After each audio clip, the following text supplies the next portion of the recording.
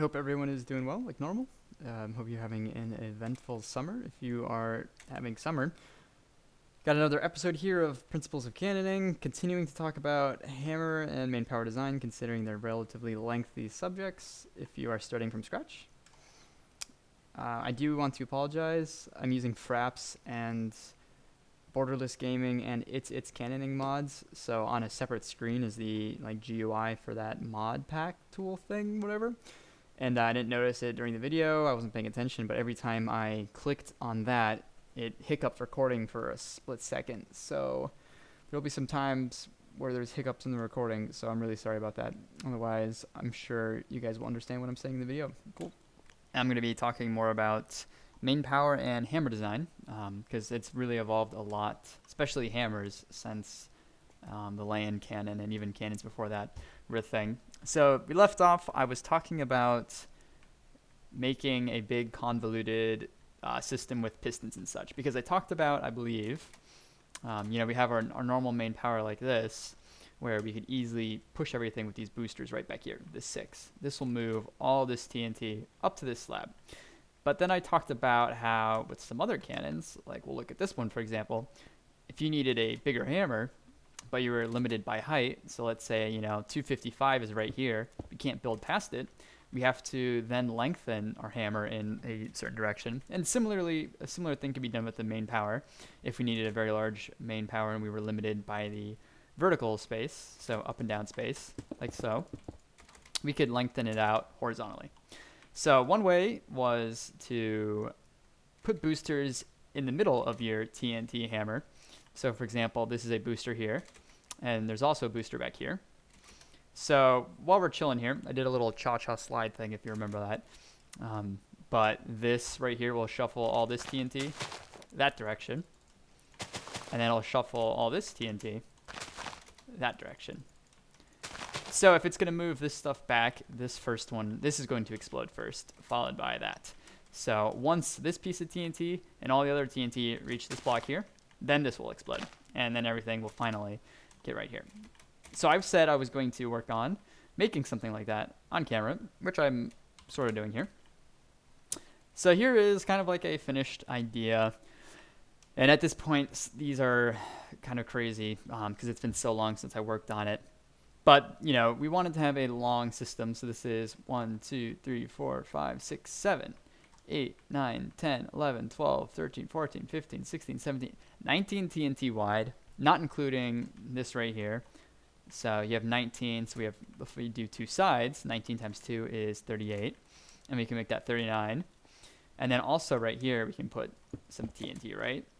So what is that? That's 40, 41, and then right here, 42. So we could have a 42 TNT wide as in counting these blocks right here, main power or hammer. So I'm going to kind of break down what I was thinking while making this. And, we had this really big compressor back here, and we also needed a compressor somewhere down here. And we wanted there to be a sort of overlap in the range. So for example, we have our range of it. This TNT back here can only reach so far. So it's going to reach 1 block, 2 block, 3, 4, 5, 6. Okay, and then over here, the boosters that are going to be in this red block, it's going to be 1, 2, 3, 4, 5, 6, 7. So it's kind of like a neutral zone right here. And if we want this TNT back here, where I'm standing, to go this direction at the very end, we know that we need to have this one right here. This needs to explode first, and it'll shuffle this TNT all the way back here. We need to stop that TNT. Before I had a piston back here to push this booster right where this ladder is, but we can't do that since that's going to explode second. So we need to have this ladder here, stop all the TNT right here, and then finally this will explode and send everything this direction.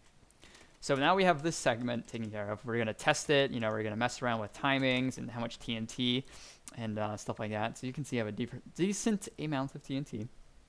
But we have this taken care of. And then we know simply that, however many blocks, 1, 2, 3, 4, 5, 6, 7, that's how much the range of this will be. So we can move all this TNT here. And we've got it here. So I've got It's Cannoning mods. I'm using that right now. And the explosion block feature is going to be used. So let's take a look. So that I'll hold on. So I'm not sure why these two are here. It's still glitchy. I don't think he's even working on it anymore. It's a good tool. So we know there's an explosion right here, and right here. So that means that right here, this one exploded first because this ticked off first. Sent everything right here. This one exploded and then sent everything else back here. So I'm going to fire it again. You can kind of see how it gets shuffled in multiple directions. So you can physically, or you can actually see how some of this gets moved here and then moved back here. Now, an issue with what I have here right now is this is really convoluted, on the side. We have a normal main power. It's pretty neat. It's pretty simple. And if we wanted to do something like that with this, well, we can't because it's messy. We have to have this booster here and this booster here. They need to be connected somehow. There needs to be a slight timing difference between them. And we got to wire that all the way on the side.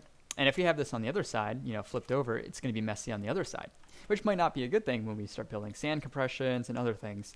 So we have this whole mess, and we have a piston here. So then we have to wire this piston so we can move this booster out from this yellow block to this red block. And that's messy. And then we have to wire the main power. So in order to connect this segment here and this segment here, I've got to wire it all the way around. And it just becomes, really messy when we just first build it. Now, there are ways to make it not so messy, and it's something we can work on. And so we could definitely improve what I have here. But there's some other ways we can have a long hammer or a long main power. So this is definitely a useful tool to recognize and to possibly throw that in your cannoning toolbox and use it in the future. But there are some other really good solutions that don't rely on this. All right, so it seems every time I do a video, I just go back in time when I start talking about stuff, but it's fine. So just to continue repeating things, these boosters right here, these 4, can only affect TNT so far. So 1, 2, 3, 4, 5, 6, 7. Woo! So it should stop right here. So if we go ahead and fire this, we have however long this is, like 12 or so. And you can see we can't affect this TNT over here. So if we don't want to put in a piston and a booster in the middle here, what can we do? Well, what if we moved this segment here, but we also moved this stuff over here? How can these 4 TNT affect the stuff down here? Well, what if we moved this booster while moving this? So here, let's try it. So we'll have this segment right here explode first. He'll push this, and I'll push all this. When this explodes, it'll be somewhere out here. And we'll see if we can get this to move. So let's wire this real quick. So we want to add a little bit of time. Let's do that. And we'll connect this. All right, we've added TNT to everything. And okay, let's see if this works. Uh-oh. Okay, so here's one problem. This exploded first like planned, and it moved these 4, and it moved some of this. The issue is, we know that the closer something is to an exploding piece of TNT, the faster it'll go, the further it'll go in a certain amount of time. So the thing with the most force being applied to it are these TNT here, and as we go further this direction, there's less force being applied. So we saw that when this exploded, it was like in the middle here, and some of this stuff barely moved. So now we got to figure out ways to, test that. There's so many different things we can test. Let's try a few of them. Okay, so I'm going to fire it again. This time we can see where the explosions kind of take place. So we'll follow this again. Okay. So we have explosions all the way back here. We have explosions all the way back here. And we have some right here. We know that are exploded here. And, So how can we do something similar? Well, here, let's just try... Let's take off power here. So we know that there's too much force being applied here. So let's take off a dispenser. I wonder if this will fix it. Not quite. So now nothing, I don't think got nothing got shot out this way. But we still have some things condensed here. So I'm going to actually fire it here. Nothing's getting shot off the back.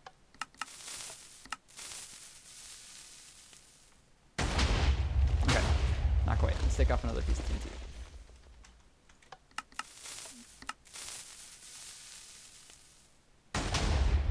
Hey, so that kind of looked like it worked there. and then I'll break down how this, what we just did here, what that means. Okay, so what I was trying, we succeeded in, was we wanted to take off power back here to prevent this from passing our TNT out here. So what's happening here is we figured out a sweet spot with our booster right here, and it just involves lots of testing. So that's something you'll have to do if you want to come up with a new way of doing this. We found a amount of TNT for a set amount of time that will move this a significant amount, so up to here, but at the same time, it will move this enough so these two don't cross. So we saw that if we have too much power here, our TNT here and our TNT here, they will cross, and it'll, the wires will get switched, if that kind of makes sense. Like, stuff will get shot in the wrong direction. So we were able to minimize the amount of TNT here to successfully move some of our stuff. So I'm going to fire it one more time.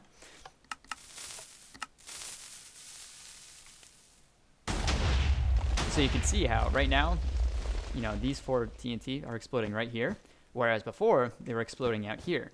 And the stuff over here wasn't getting moved by this right here. So you saw when this exploded, there was TNT moving, and we got it over here. So let's try some other things. Let's try and get it to go further. So if we put our slab right here, it's still not going to be condensed into one block. Some of it's going to go past, and some of it won't. So let's go back. Let's try some more things. So I'm going to put these back, and let's decrease the amount of time this moves. So I'm going to make it a difference of 1. And let's add TNT back. Clear, and see where it goes.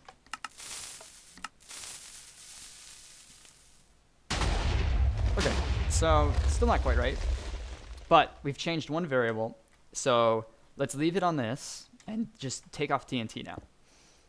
So clear the breadcrumb.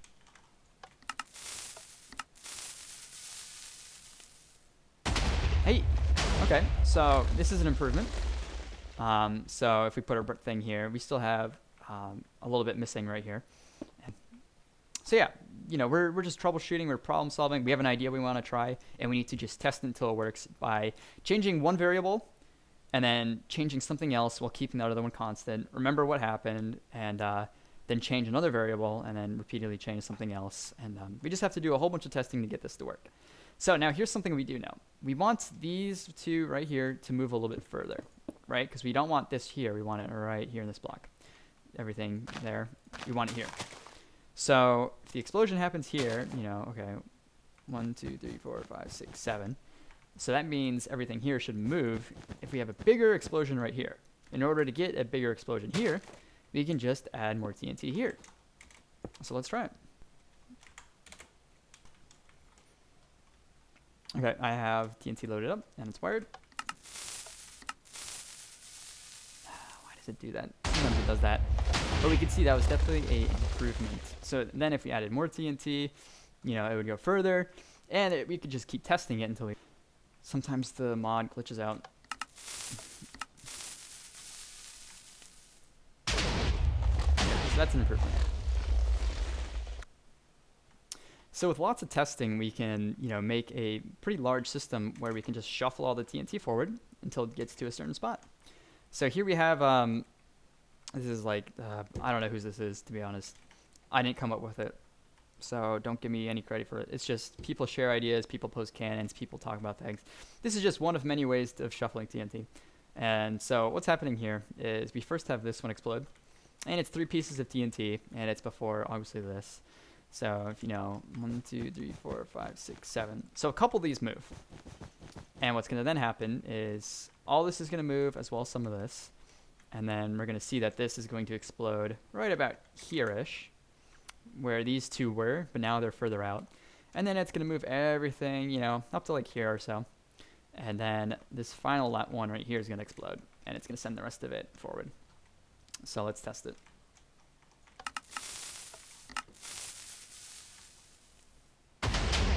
Alright, so you can kind of see the explosions again. So this is where, obviously, the first one exploded here. Moved all this right here, just about. And then this exploded and sent everything forward. And now you can kind of see where all the TNT ended up, within these blocks. And as I kind of talked about here, if we just increase the size of this right here, we can then, from this last block here, move some more things. Now, as we see here, let's see. you know, 1, 2, 3, 4, 5, 6, 7. So right here, we might have a problem with these last two not getting affected. So let's go ahead and break these, see what happens.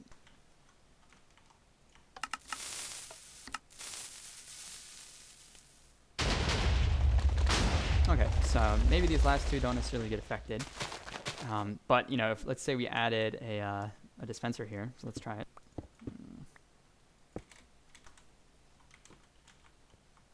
Alright, so we added a dispenser right here. Let's see what happens. So it doesn't work. So very slight changes to our system here. It can totally mess up, you know, how it works. So we need to be very careful when we test things, and it will require a lot of testing. So I want to remind you, I want to go back to this video where we have servers that had random spread off. That's where the TNT jumped around after getting dispensed. So if you had a bunch of dispensers hanging out in the air and you dispensed TNT, some would go in random directions, left, right, you know, sideways. You'd have TNT kind of scattered all over the place within a certain limit. So when people made hammers back in the day, when they first started out with the lane cannon, you just had a pillar of dispensers going up and down.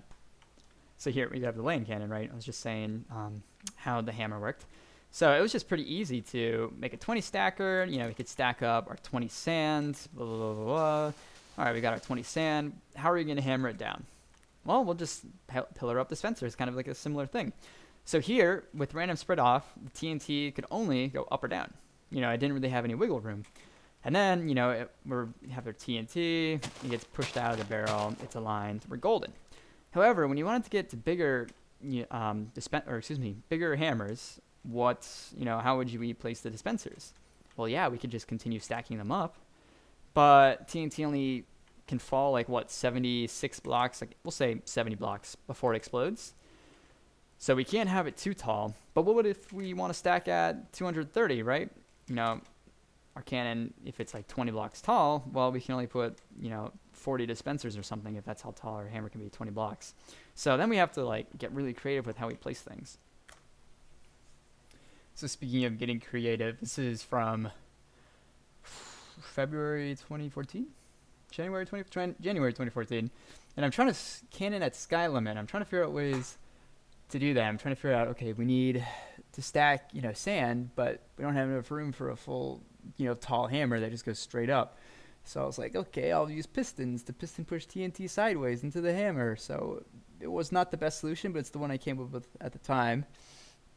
And then if you ever watched Wise and Fun Fox, I made a 120 stacker where instead of it pushing sideways like that, I pushed it up the top in this same direction as the main power.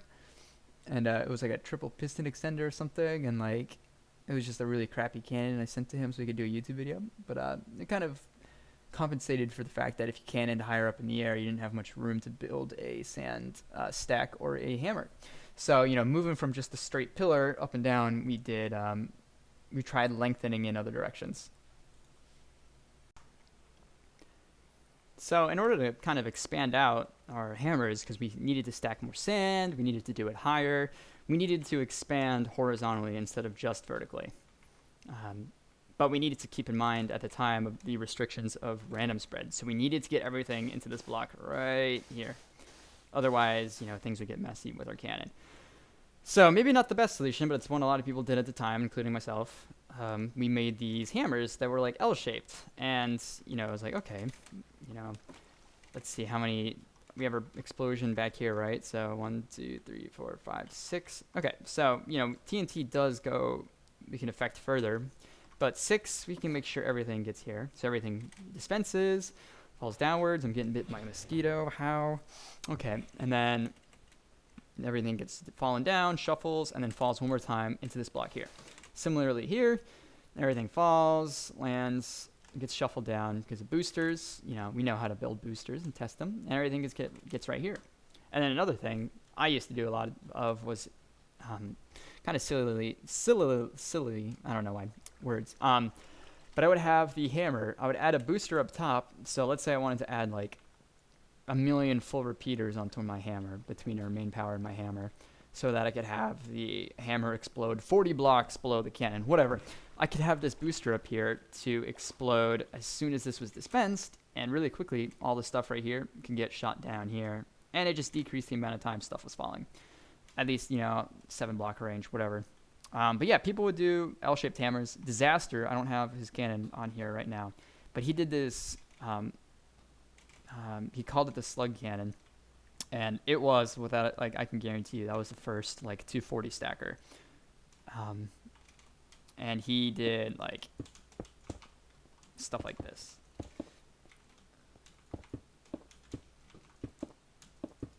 And then he'd have, like, boosters back here. And then he would do, like, it over here as well, but, like, offset. So he just made this, like, absolutely crazy arrangement, and then, like, a booster here. So everything would then get dispensed, would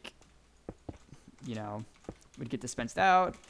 And then it would get shuffled right here. And then it would get shot over here. So it was kind of, like, revolutionary, but I preferred this, and people followed that kind of trend with L shapes.